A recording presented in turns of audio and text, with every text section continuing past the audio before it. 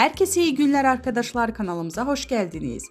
Beden dili dersi alan Hande Erçel, sayfanın haberine göre Hande Erçel bir yıldır haftada 10 saat İbrahim Çelik ile çalışıyor. Bazı yabancı oyuncuların online derslerine katılan güzel oyuncu, aynı zamanda şan, diksiyon ve beden dili dersleri aldı.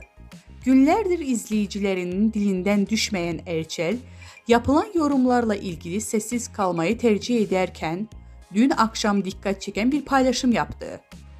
Mart ayında Polygon'da ateş yaptığı anı paylaşan oyuncu, dizideki Leyla rolüne uzun zamandır hazırlandığı gözler önüne serdi. Öte yandan Erçel'e yönetmeni Bergüzar Korel ve Tolga Kareli'den destek mesajları gelmiştir.